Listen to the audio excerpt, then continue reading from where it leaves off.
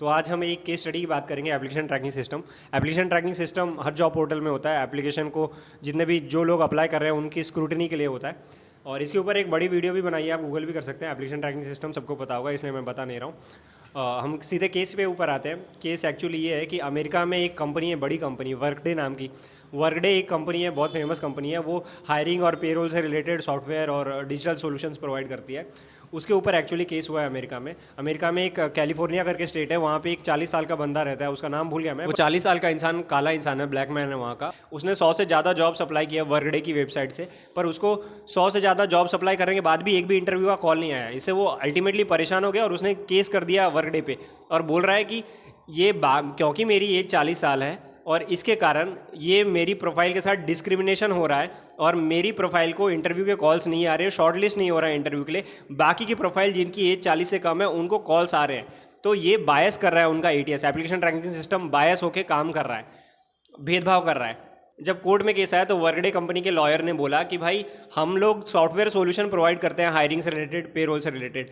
Hiring में जो job description होता है वो हमने लिखते हैं, हमारा कोई क्लाइंट जो हमारा सॉल्यूशन खरीद के हायरिंग करना चाहता है वो लिखता है, और उसके हिसाब से हमारा एटीएस काम कर रहा है। तो बायस हम नहीं कर रहे, वो जॉब डिस्क्रिप्शन वो क्लाइंट कर रहा है। और इसलिए मैं ये वीडियो बना रहा हूँ कि ये एक रियल फैक्ट है। इंडिया में भी जब एज ज़्यादा हो जाती है तो प्राइवेट जॉब्स भी मिलने में बहुत परेशानी होती है।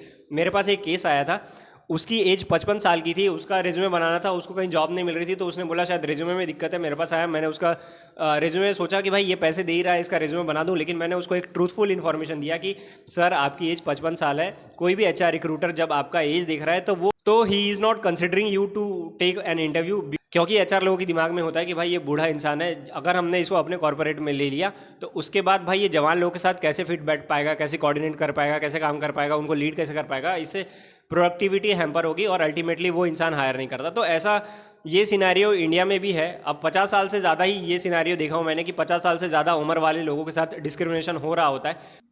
तो moral of the story is ATS के अपने पैरामीटर्स होते हैं, वो अलग अलग प्रकार के पैरामीटर्स हो सकते हैं। वो कीवर्ड से रिलेटेड हो सकता है, वो एज से रिलेटेड हो सकता है, वो और भी कोई पैरामीटर हो सकता है जो वहाँ पे जॉब रिक्वायरमेंट में लिखी हो, कंपनी के हिसाब से बताई गई हो। अगर उसमें आपका रिज्यूमे फिट नहीं बैठ रहा है, उसमें अगर आपकी प्रोफाइल फिट नहीं बैठ रही है, तो अल्टीमेटली आपको कोई कॉल नहीं आने वाला है। जैसे ये रिसेंट केस है, 100 जॉब्स अप्लाई कर दिए तो उससे कोई कॉल नहीं है। अब इसमें भाई एज ए रिज्यूमे राइटर मैं बहुत सारे कीवर्ड स्टफ कर दूँ, बहुत सारे कीवर्ड डाल दूँ, पर आपकी एज उस केस में जैसे 40 साल से ज़्यादा थी तो आपको कॉल नहीं आया। तो ऐसे भी केसेस हो सकते हैं। तो एटीएस के बहुत सारे पैरामीटर है। ये एक नया रिसेंट केस है, इसके ऊपर और डेवलपमेंट आएगी तो और मैं बताऊंगा। तब तक के लिए आप ये वीडियो देखिए, जिन लोगों को चाहिए उनको शेयर करिए। बाकी धन्यवाद।